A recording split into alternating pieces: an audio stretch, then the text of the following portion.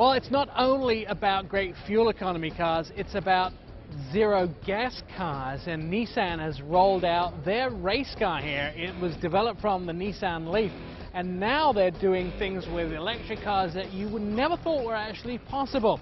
We talked to Mark Perry and asked him, explain yourself. We went from a Leaf zero emissions small car to this race car, and there was nothing in between. EVs can be passenger cars, they can also be fun. We believe that a motorsports category with zero emission using electric vehicles is something that we should talk about and do. And this is an example of what our engineers can do.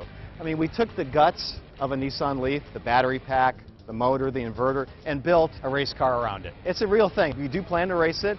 I mean, you look at it, lots of use of carbon fiber.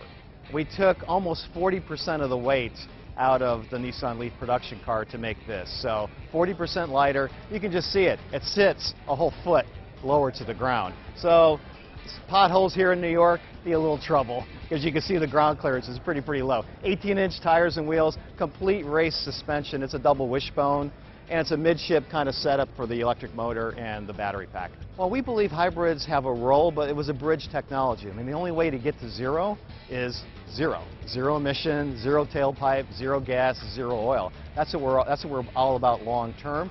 Now, the technologies to get us there, I mean, right now the Nissan Leaf is a perfect car for your daily driver. 100 miles worth of range, room for 5 adults. That's a good mass market approach, but it's not a vehicle for everybody. It's not designed to tow. It's not designed to pull a bass boat behind or a horse trailer. That's not what it's all about, or carry more than 5 people. Battery technology does have to improve a bit to be able to go bigger segments.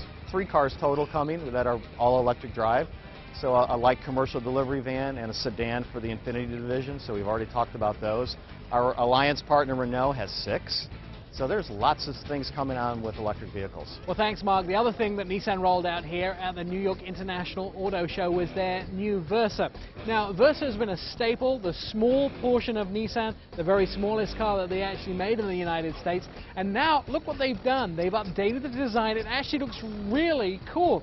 They're talking about a 1.6-liter engine. They're talking about something that's going to cost around $10,990.